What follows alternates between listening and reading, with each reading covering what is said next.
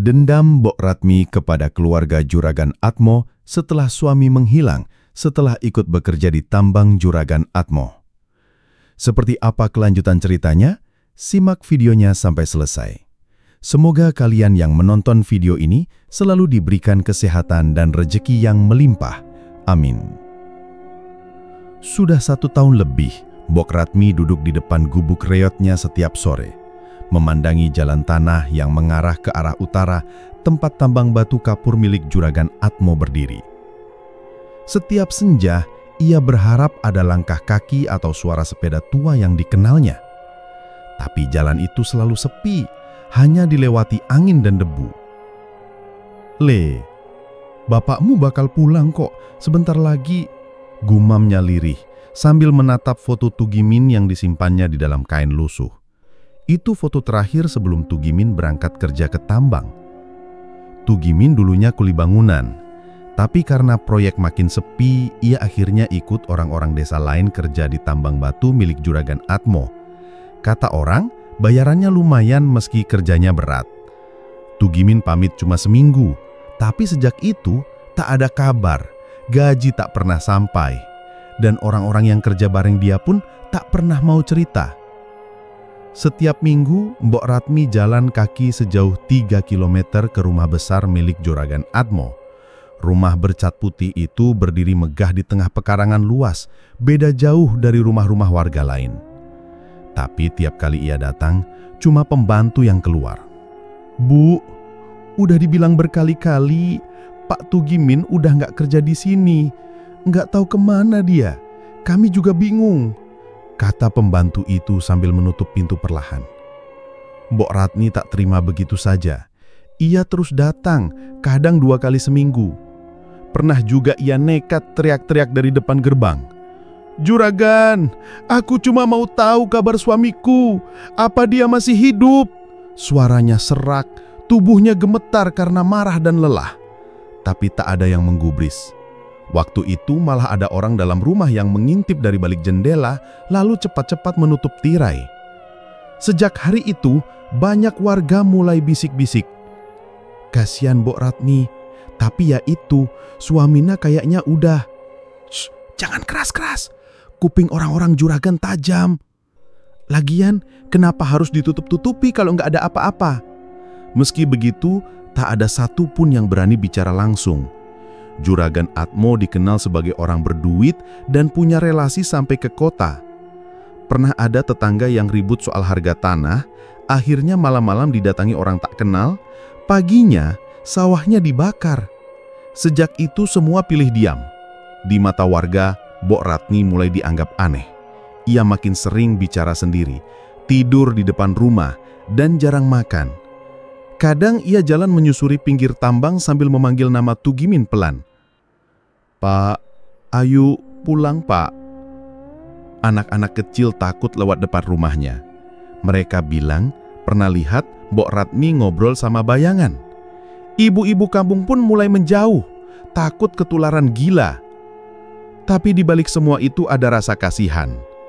Mbah Karyo, seorang tetua kampung yang juga dulu sempat kerja di tambang, sempat bilang pelan ke tetangga dekat rumah Mbok Ratmi. Sebenarnya, Tugimin itu hilangnya bukan tanpa sebab. Waktu itu ada kejadian, tapi semua disuruh tutup mulut.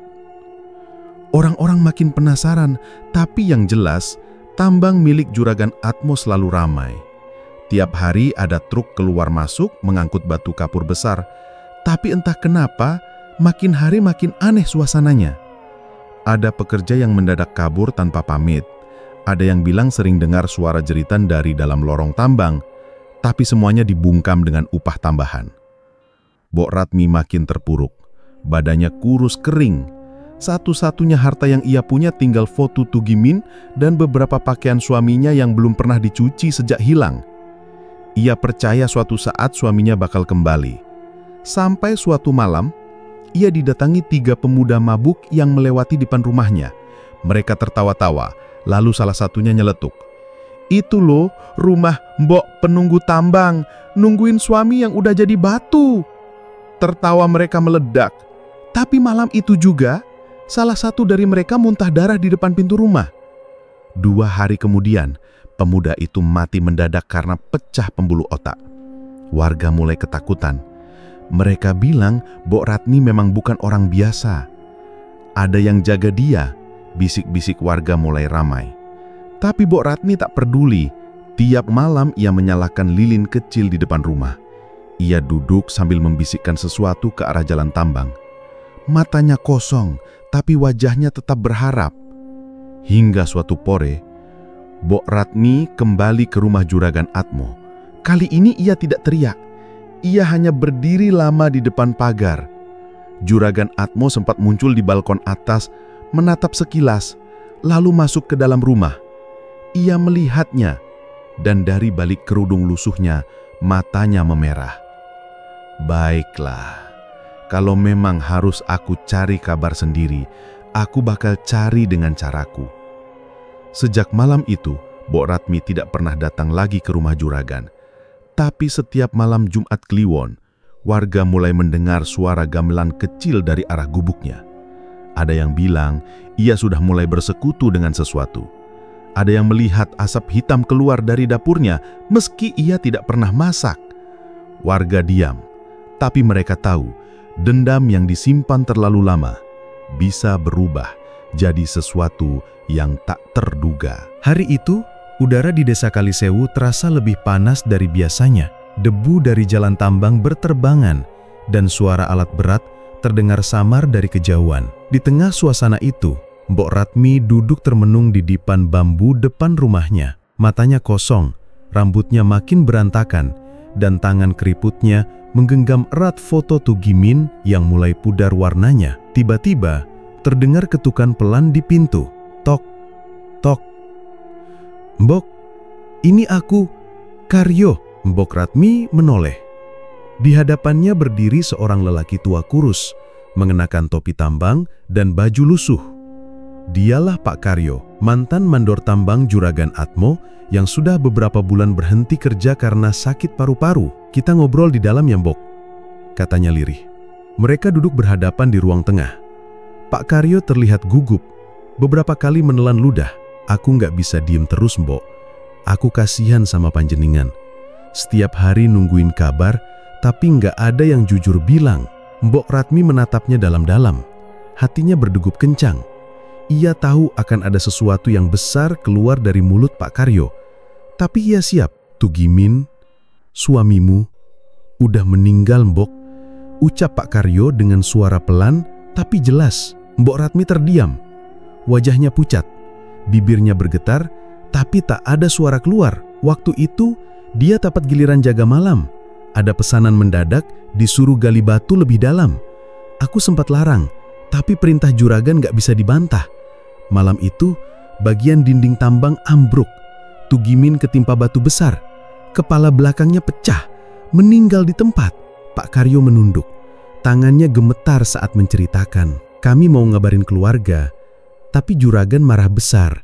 Dia bilang, kalau sampai berita ini bocor, tambangnya bisa ditutup, bisnisnya bisa hancur.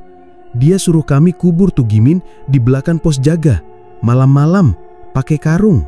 Air mata mulai mengalir di pipi Mbok Ratmi, tapi ia masih diam.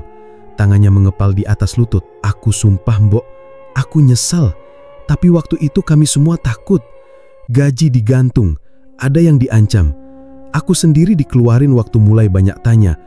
Tapi tiap malam, aku mimpiin Tugimin, Mbok. Dia jalan sambil bawa batu, kepalanya berdarah. Tiba-tiba, Mbok Ratmi berdiri. Napasnya terengah-engah. Ia langsung keluar rumah tanpa sepatah kata. Pak Karyo memanggil, tapi ia tak menghiraukan. Ia jalan cepat ke arah rumah Juragan Atmo. Beberapa warga melihatnya lewat, tapi tak ada yang berani menegur. Semua tahu, wajah Mbok Ratmi kali itu berbeda. Bukan wajah orang linglung seperti biasanya, tapi wajah orang yang sudah meledak kesabarannya. Setibanya di depan rumah Juragan, ia langsung teriak, "Juragan, keluar! Kalian udah bunuh suamiku!" Pintu rumah terbuka. Juragan Atmo muncul dari dalam rumah dengan pakaian rapi dan muka bingung. "Apa-apaan ini, Mbok? Ngamuk-ngamuk di rumah orang?" "Jangan pura-pura. Aku tahu semuanya. Suamiku meninggal di tambangmu, dikubur kayak binatang." Beberapa tetangga mulai keluar dari rumah mereka. Suara Mbok Ratmi menggetarkan halaman. "Diam!" bentak juragan. Wajahnya merah. "Jangan fitnah sembarangan. Hati-hati mulutmu, Mbok." Mbok Ratmi maju beberapa langkah. "Kalau aku fitnah, kenapa kamu takut? Kenapa jenazahnya nggak dikasih pulang?" Juragan menoleh ke pembantunya. "Panggil Pak RW, suruh usir dia dari sini. Kalau kamu takut usahamu jelek, aku bakal doain yang lebih jelek buat kamu dan keluargamu," teriak Mbok Ratmi sebelum akhirnya dihalau pergi oleh warga yang takut suasana makin panas. Dengan tubuh gemetar, Mbok Ratmi pulang. Tapi bukan lagi seperti nenek tua yang lemah. Langkahnya cepat, matanya merah, wajahnya dingin. Ia masuk rumah tanpa menyapa siapa-siapa. Malam itu, dari celah dinding rumahnya, terlihat api menyala. Beberapa tetangga mengintip dan melihat Mbok Ratmi membakar foto-foto lamanya bersama Tugimin. Ia juga membakar baju, sepatu, bahkan kain sarung yang biasa dipakai suaminya. "Kalau dunia nggak adil, aku minta ke tempat yang lebih tahu rasa kehilangan," gumamnya. Di luar rumah, malam makin gelap. Angin berhembus kencang. Bau hangus bercampur asap menyebar ke rumah-rumah sekitar. Besok paginya, gubuk Mbok Ratmi sepi. Tapi bekas bakaran masih menyala kecil. Warga mulai berbisik-bisik. Kayaknya Mbok Ratmi udah mulai berubah. "Tadi malam, aku lihat dia ngelamun sambil ngomong sendiri di depan sumur. Dia bilang mau cari keadilan, tapi bukan dari manusia." Hari-hari berikutnya, Mbok Ratmi tak lagi datang ke rumah juragan. Tapi tiap malam, ada suara bisikan dari arah rumahnya. Kadang seperti orang komat kamit, kadang seperti suara lelaki menangis. Beberapa kali terdengar suara benda pecah, tapi tak ada yang berani menegur atau mendekat. Juragan Atmo sendiri makin jarang keluar rumah. Tapi istrinya sempat terlihat di pasar, cerita pelan ke penjual sayur bahwa suaminya mulai sering mengigau malam-malam. Kadang bangun sambil bilang, "Ampuni aku Tugimin, aku cuma mau selamatin bisnisku." Desa Kalisewu tak lagi terasa tenang. Orang-orang mulai menutup pintu lebih cepat. Mereka tahu sesuatu sudah bangkit dari luka lama, dan orang seperti Mbok Ratmi tidak menangis dua kali untuk hal yang sama.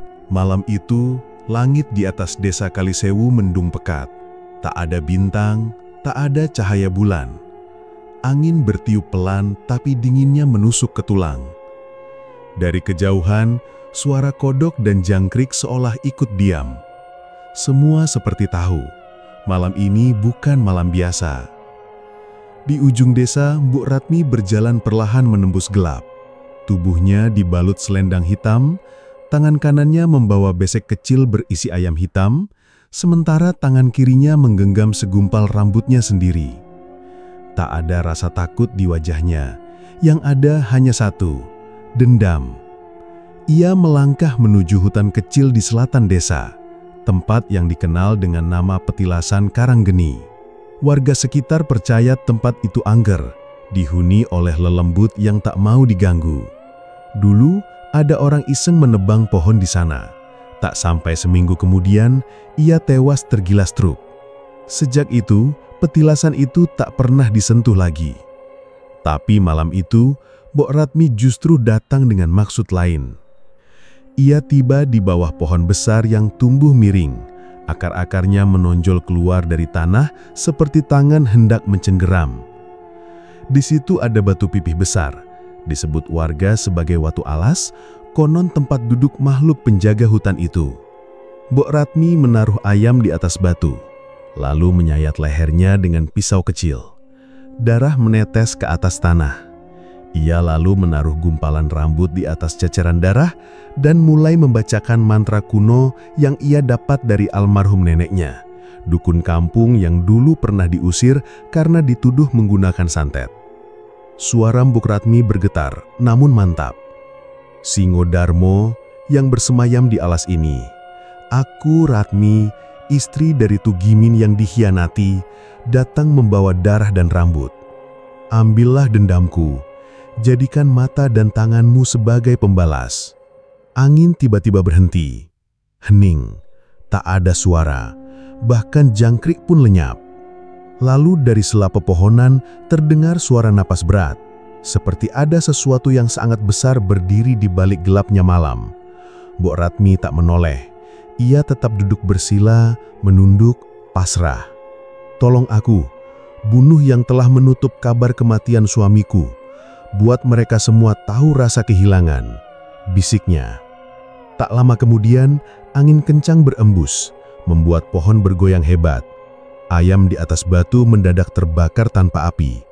Darah menghitam, rambut bergulung dan menghilang seperti ditelan tanah. Malam itu perjanjian dibuat. Mbok Ratmi pulang ke rumah dengan langkah tenang.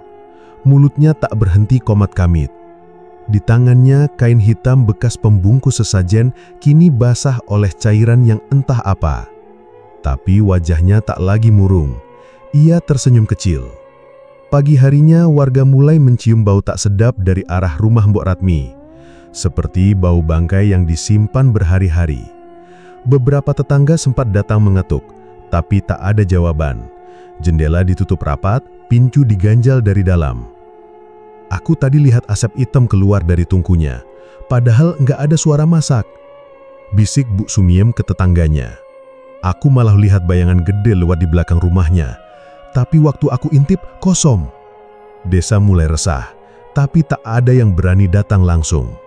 Semua masih ingat bagaimana Mbok Ratmi marah-marah di rumah juragan. Dan sekarang, setelah malam yang aneh itu, ia berubah. Mbok Ratmi tak lagi terlihat lemah. Ia jalan tegap. Badannya yang dulu sering batuk-batuk kini tampak segar.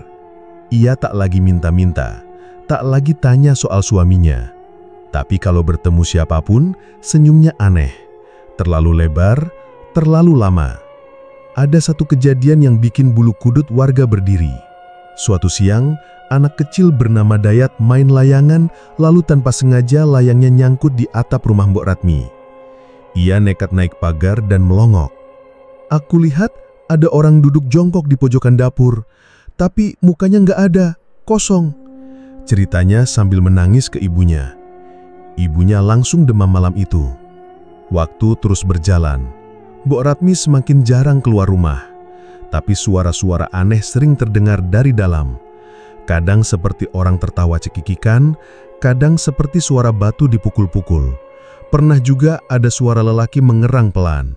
Warga mulai yakin, Mbok Ratmi sudah tak sendiri. Ia telah bawa pulang sesuatu dari petilasan. Juragan Atmo juga mulai resah. Istrinya beberapa kali mimpi buruk. Anak bungsunya Radit mendadak demam tinggi tanpa sebab. Satu malam, ia terbangun dan teriak-teriak ketakutan.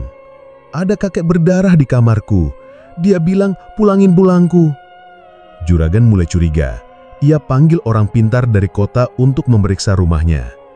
Dukun itu cuma bertahan 1 jam, lalu pamit dengan muka pucat. "Maaf Pak Juragan, ini bukan kerjaan jin sembarangan. Ini dendam manusia dibungkus goib. Aku nggak sanggup."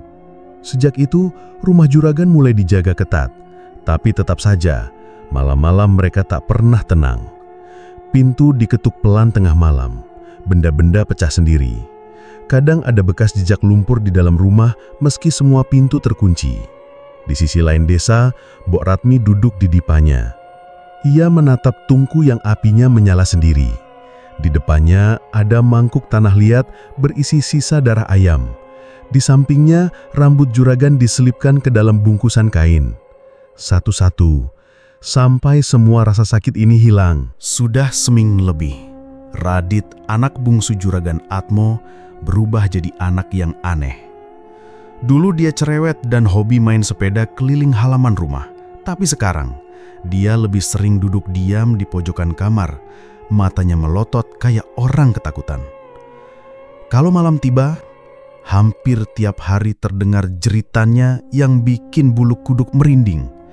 Kadang dia nangis sambil ngomong sendiri, kadang teriak keras-keras, "Ampuni aku Pak Tugimin."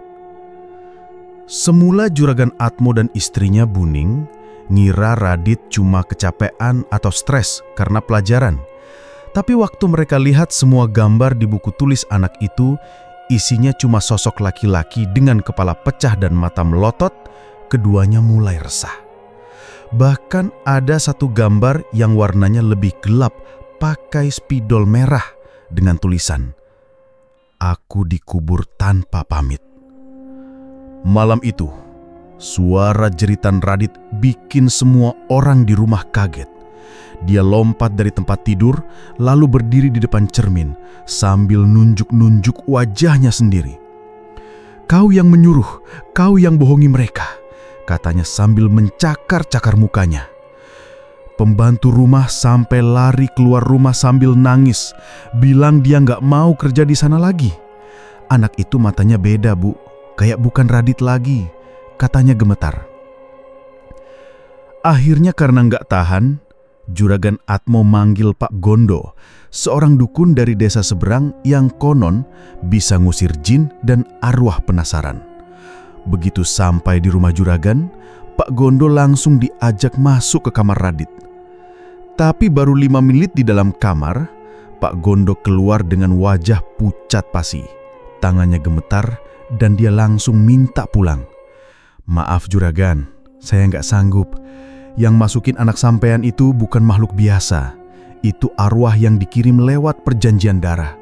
Saya nggak mau main-main dengan hal begitu," katanya lirih sambil buru-buru ambil sandal dan jalan cepat-cepat keluar rumah. Juragan Atmo yang biasanya galak, malam itu kelihatan bingung dan ketakutan. "Kok bisa? Siapa yang berani-berani ngirim santet ke keluarga saya?" gumamnya. Buning terus nangis di ruang tamu, sedangkan Radit masih meracau di dalam kamar. Suaranya makin pelan, tapi tiap katanya jelas terdengar.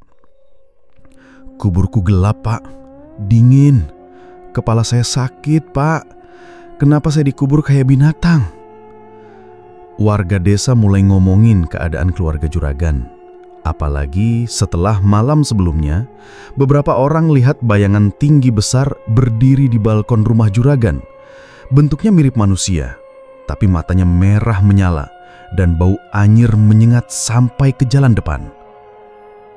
Di sisi desa lain, Mbok Ratmi duduk di bangku bambu depan rumahnya. Dia memakai selendang hitam yang biasanya disimpan dalam peti warisan ibunya. Matanya tajam menatap gelapnya malam. Di tangan kirinya ada tasbih tua yang bunyinya pelan tiap digerakkan, tapi bukan bacaan doa yang keluar dari mulutnya, melainkan semacam mantra yang tak dimengerti siapapun. Beberapa tetangga yang lewat malam itu ngaku dengar suara aneh dari dalam tungku dapur Mbok Ratmi. Ada suara seperti orang menggeram atau mungkin tertawa lirih. Tapi begitu ditanya, Mbok Ratmi cuma senyum tipis dan bilang, "Angin malam suka usil." Pak Karyo, mandur lama tambang yang dulu diam-diam membocorkan kabar kematian Tuginin, mulai merasa was-was. Dia tahu Mbok Ratmi bukan orang sembarangan. Waktu suaminya masih hidup pun katanya dulu pernah jadi orang pintar sebelum memutuskan hidup biasa. Tapi dendam karena kehilangan orang tercinta bisa bikin orang berubah. Suatu malam, Pak Karyo memberanikan diri mendekati rumah Mbok Ratmi. Tapi belum sempat dia ketuk pintu, terdengar suara seperti desisan dari dalam rumah. Lampu Petromax di gantungan depan rumah tiba-tiba padam. Pak Karyo langsung mundur pelan-pelan dan pulang tanpa bicara. Hari-hari berikutnya, kondisi Radit makin parah. Tubuhnya kurus kering seperti nggak makan berhari-hari. Tapi anehnya, waktu dibawa ke puskesmas, hasilnya normal. "Secara medis, anak ini sehat, Pak. Tapi kalau soal lain, saya nggak bisa bantu," kata bidan yang memeriksa. Juragan Atmo akhirnya mengurung diri. Dia bahkan nggak berani keluar rumah lagi. Pembicaraan soal Tugimin yang dulu mati tertimpa batu dan dikubur diam-diam mulai ramai lagi di warung kopi. Orang-orang mulai mengaitkan semua kejadian dengan dosa masa lalu juragan yang nyuruh kubur tanpa upacara, tanpa izin keluarga, hanya untuk menutupi kecelakaan tambang. Waktu ditanya Mbok Ratmi, cuma bilang, "Yang ditanam tanpa doa pasti tumbuh jadi kutukan." Ucapannya pelan, tapi bikin orang merinding. Satu malam Jumat Kliwon, suara tangis Radit berubah jadi tawa cekikikan. Suaranya berat, bukan suara anak kecil. Dia duduk bersila di atas ranjang, lalu menoleh ke arah pintu kamar yang terbuka. Di ruang tamu, Buning pingsan melihat wajah anaknya yang penuh luka goresan tapi tertawa seperti orang dewasa yang mabuk kemenangan. Di luar rumah, angin malam bertiup kencang, pepohonan menari liar, dan anjing-anjing kampung menggonggong tanpa henti. Tapi di pojok rumah kecil yang hampir roboh, Mbok Ratmi tetap duduk tenang. Matanya menatap langit, lalu menutup dengan pelan. Dia berbisik lirih. Satu belum cukup, yang lain harus merasa juga. Malam itu hujan turun deras. Petir sesekali menyambar, membuat kaca-kaca jendela di rumah besar Juragan Atmo bergetar. Di dalam kamar utama, Buwagini berbaring kaku di atas ranjang. Matanya terbuka, tapi tidak bisa bicara, tidak bisa menggerakkan badan. Sejak 2 malam lalu, ia cuma bisa menangis pelan. Air mata mengalir tanpa suara. Awalnya Juragan Atmo kira istrinya hanya kelelahan.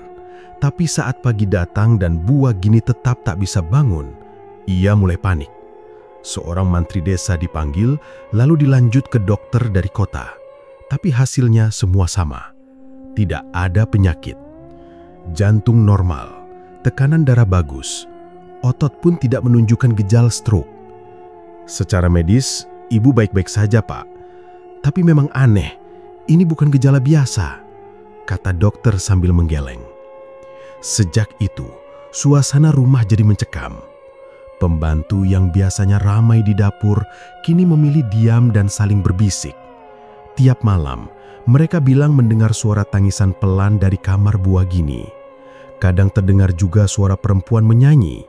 Nadanya lirih, seperti nyinden, tapi tak jelas liriknya.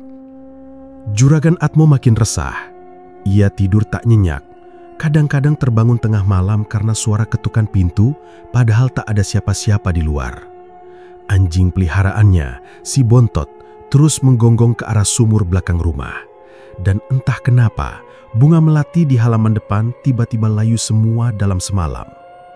Di antara rasa panik dan bingung, bayang-bayang masa lalu mulai menghampiri. Wajah Pak Tugimin, mantan mandor toko yang dipecat karena dituduh mencuri, seakan-akan muncul dalam pikiran Juragan.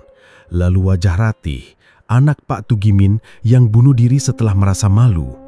Dan tentu saja, Mbok Ratmi, istri Pak Tugimin yang kini tinggal sendiri di gubuk pinggir desa. Keesokan paginya, Juragan Atmo memutuskan pergi ke sana.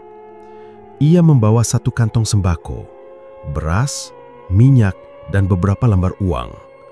Hujan rintik-rintik masih turun ketika ia melintasi jalan tanah menuju gubuk reot itu.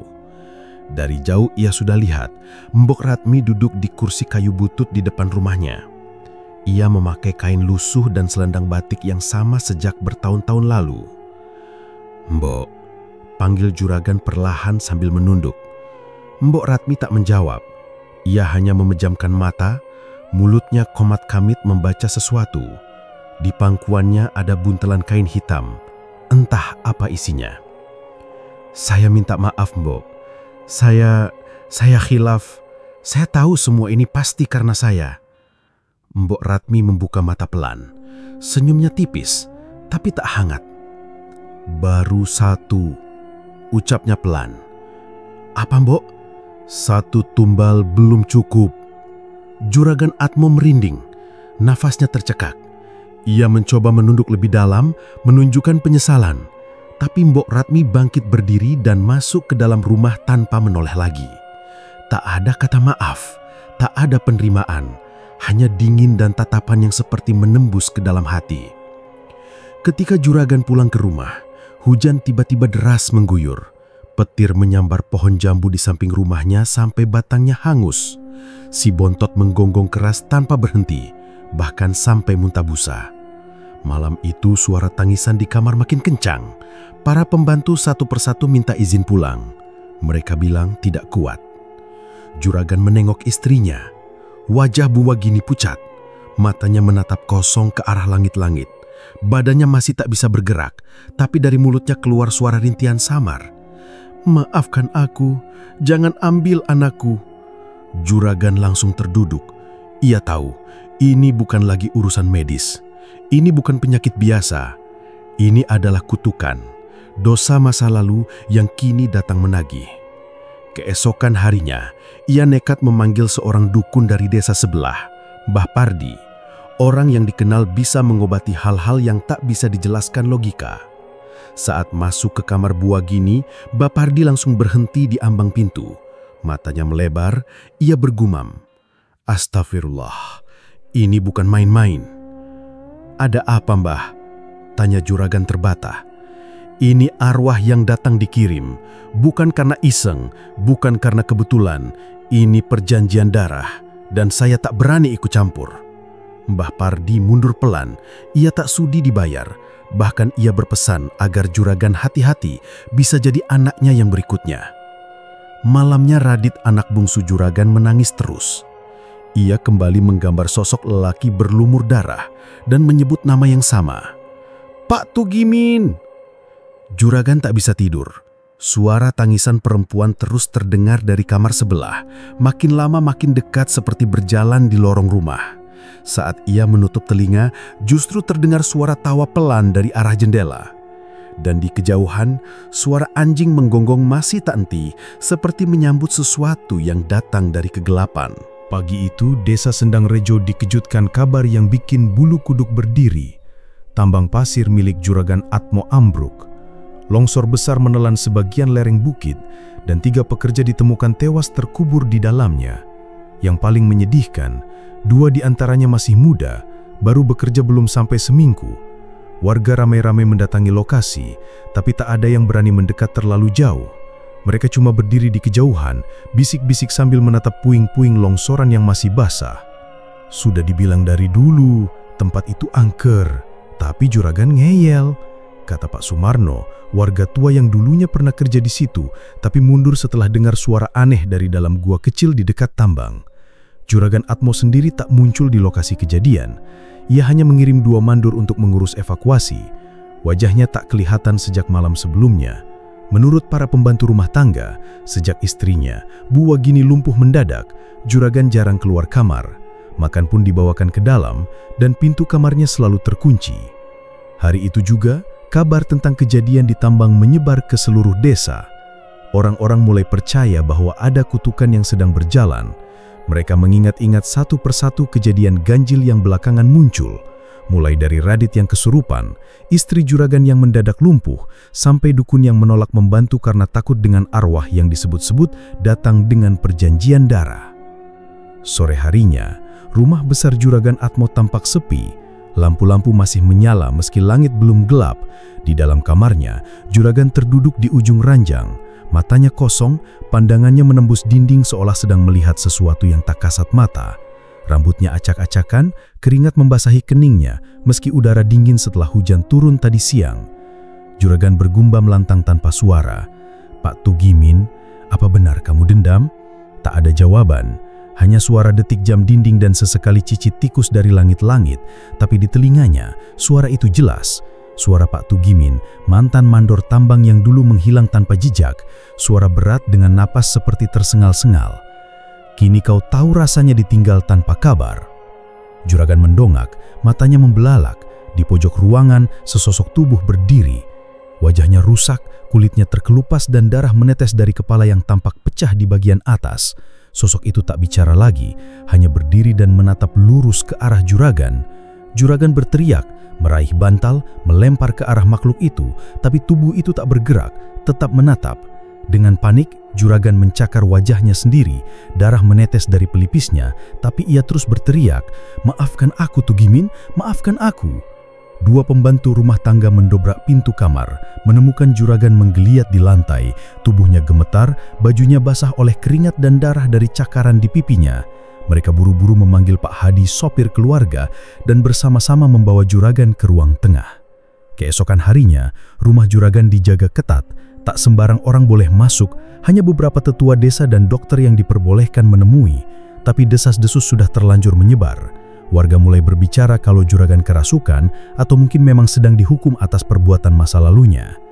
"Dulu Pak Tugimin itu orang baik," ujar Bu Sarti, penjual warung dekat tambang. "Kerjaannya rapi, nggak neko-neko, tapi sejak dia hilang, juragan langsung rekrut orang luar buat jadi mandor. Nggak ada yang tahu apa yang sebenarnya terjadi." Tambang yang baru saja ambruk itu dulunya memang pernah diperingatkan oleh Pak Tugimin. Ia bilang ada retakan besar di bagian dinding sebelah barat dan perlu diperkuat, tapi juragan menolak, bilang biayanya terlalu mahal. Tak lama setelah itu, Pak Tugimin menghilang. Warga mulai menghubungkan semuanya. Jangan-jangan waktu itu Tugimin dibuang, bisik salah satu warga ke temannya. Bisa jadi, apalagi juragan makin kaya setelah itu, tambangnya makin luas, banyak alat berat baru. Malam harinya, suasana rumah juragan makin mencekam. Radit kembali berteriak-teriak dari kamarnya. Kali ini ia mencakar tembok sambil menangis. "Jangan ambil aku bukan orang jahat. Maaf Pak Tugimin, aku nggak tahu apa-apa." Di kamar yang lain, Bu Agini terbangun tiba-tiba meski tubuhnya masih kaku. Matanya menatap ke arah langit-langit dan dari bibirnya keluar suara lirih seperti suara perempuan lain. "Satu tumbal belum cukup." Kalimat itu terdengar jelas ke seluruh rumah. Pembantu yang sedang berjaga, daksung berlari keluar rumah ketakutan. Pak Hadi yang coba membacakan doa malah terpelanting ke belakang seperti didorong sesuatu yang tak kelihatan. Di luar rumah, anjing-anjing mulai menggonggong tak henti. Hujan turun deras, petir menyambar di kejauhan, tapi tak ada yang berani masuk ke dalam rumah besar itu. Bahkan tetangga sebelah pun memilih mengunci pintu dan tak menyalakan lampu, takut kalau arwah penasaran ikut masuk. Keesokan paginya, warga desa dikejutkan lagi. Juragan Atmo ditemukan duduk di depan gubuk Mbok Ratmi, basah kuyup, hanya memakai sarung. Ia menangis dan memohon ampun. "Bok, tolong, saya nyesel banget." Mbok Ratmi menatapnya lama, matanya kosong, wajahnya datar. Ia lalu berbicara pelan. "Satu tumbal belum cukup." Juragan tak paham maksudnya, tapi sebelum sempat bertanya, Mbok Ratmi menutup guduknya dan tidak keluar lagi hari itu. Juragan terduduk di tanah becek, mulutnya komat kamit. Di kejauhan, suara gonggongan anjing masih terdengar, tak kunjung reda. Dan malam itu, tambang milik juragan resmi ditutup. Tak ada yang mau bekerja di sana lagi. Bahkan, tanah di sekitarnya ditinggalkan. Orang-orang percaya tempat itu bukan sekedar tambang, tapi kuburan amarah yang sudah lama menunggu saatnya membalas. Malam itu hujan tak turun, tapi angin menderu-deru sejak maghrib. Di desa Kaliweru, suasana terasa lebih mencekam dari biasanya. Apalagi malam itu malam Jumat Kliwon. Warga sudah lama menjauhi rumah besar milik Juragan Atmo. Setelah tambangnya ambruk dan Bu Agini lumpuh mendadak, tak ada lagi tawa dari rumah itu. Yang ada hanya suara tangis, suara barang jatuh, dan kadang jeritan histeris dari dalam kamar. Beberapa warga mengaku melihat juragan mondar-mandir sendiri di teras tengah malam. Berbicara seperti sedang berdebat dengan orang lain. Padahal ia sendirian. Pernah satu kali Pak RT mencoba menemuinya, tapi pagar rumah digembok dari dalam. Dan tak ada jawaban saat dipanggil. Kabar terakhir yang beredar, 2 keponakan juragan yang tinggal di rumah itu mendadak jatuh sakit keras. Satunya demam tinggi, satunya muntah darah, tapi juragan menolak membawa mereka ke puskesmas. Ia bilang semua bisa diatasi sendiri. Tepat tengah malam, warga dikejutkan suara teriakan panjang dari arah rumah juragan. Suara laki-laki menjerit keras seperti orang kesakitan, lalu diikuti bunyi barang pecah dan gonggongan anjing tak henti. Pak RW dan beberapa pemuda memberanikan diri mendatangi rumah itu. Mereka mendobrak pagar dengan linggis, lalu mengetuk pintu depan. Tak ada jawaban, tapi lampu dalam rumah menyala redup dan samar-samar terlihat bayangan orang jatuh di lantai dari jendela ruang tamu. Begitu pintu berhasil dibuka, bau busuk langsung menyeruak. Di dalam, mereka menemukan Juragan Atmo tergeletak di lantai ruang tamu. Tubuhnya membiru dan kaku. Matanya terbuka lebar menghadap langit-langit dengan ekspresi ketakutan luar biasa. Mulutnya masih setengah terbuka, seperti sempat ingin berteriak. Di dinding belakang tubuhnya, dengan darah yang sudah mulai mengering, tertulis kalimat yang membuat bulu kuduk semua orang berdiri. "Aku hanya ingin kabar."